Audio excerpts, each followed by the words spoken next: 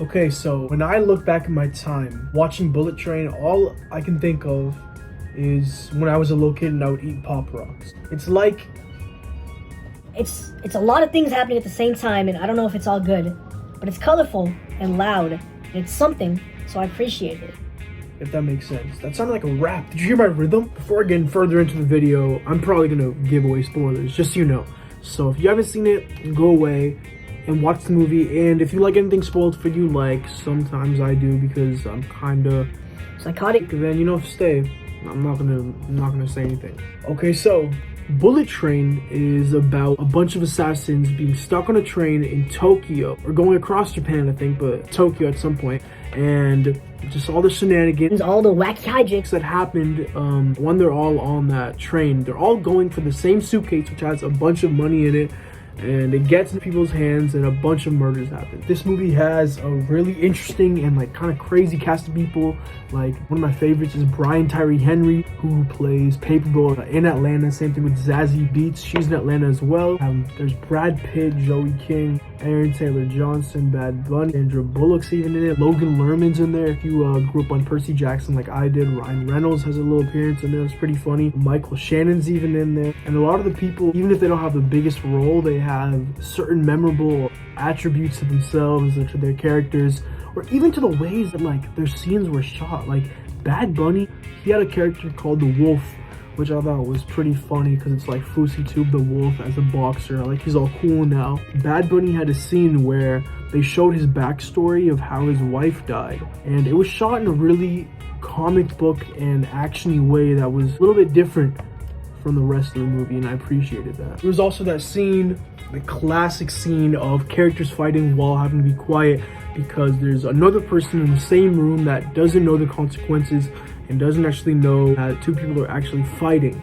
Another overused tactic was when Bad Bunny's character, in that flashback I previously mentioned, saw his wife's dead body. He got on his knees and he did the no. One small thing I do want to say was how Paperboy, how he called Logan Lerman's character Percy, like Percy the character in Thomas, but also like Percy Jackson. And that's a little Easter egg that I'm sure they threw in there as just a little throwaway for people to kind of latch onto.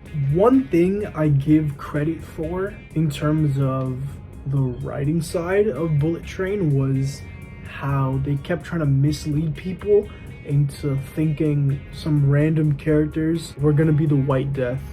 Like Brad Pitt and Aaron Taylor Johnson's characters have tattoos on their hands, like in places like here, which is the same area where the White Death has tattoos in the flashback that they show us. And they do all that just for Michael Shannon to be brought out as the White Death at the end, who's a character that we don't even meet personally until the last 15 minutes of the movie. And that's where the movie really fell off a cliff for me. The last act was as bland as you could think. The villain death wasn't that cool.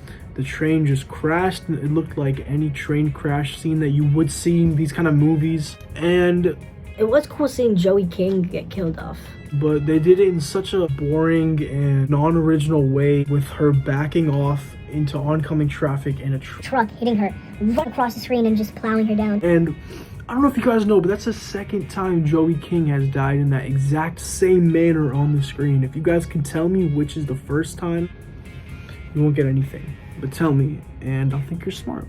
The movie makes a bold choice of filming an entire scene from the third-person perspective of a Fiji bottle, going across lands and across people through time until it gets to the exact point. I think it was used by Brad Pitt as a weapon, and that's why it was called back to its journey of how it got to Brad Pitt in that moment. And I thought that was pretty cool. I've never seen something like that on screen before. That's something I expect out of an advertisement, and given that this movie feels like an entire big, colorful advert for Japan, that's pretty fitting. I wanna be the very best, like no one ever was. Hey, this is me from the editing room, aka my bed, and I just am here to say I really liked this scene, and I had it in my camera roll, and I was like, I'm not gonna forget it. So here it is. You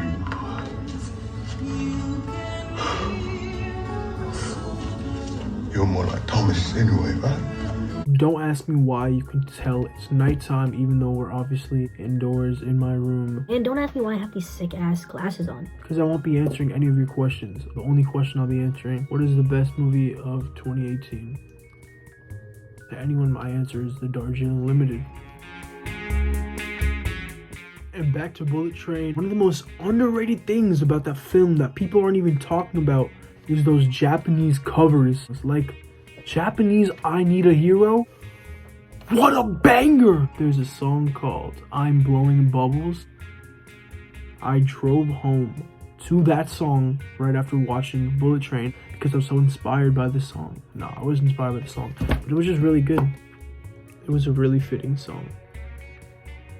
Channing Tatum was in the movie for about less than 2 minutes. His scenes were maybe the best part of it. That's saying a lot. The amount of impact he had, the amount of gravitas he had.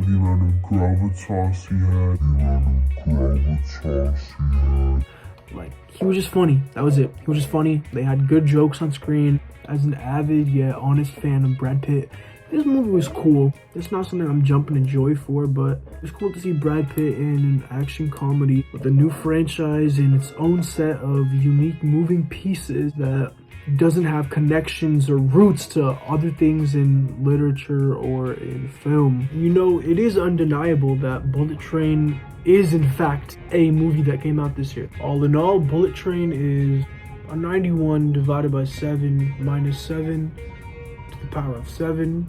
Take a square root of that and then subtract 523, round that to the nearest whole number out of 10.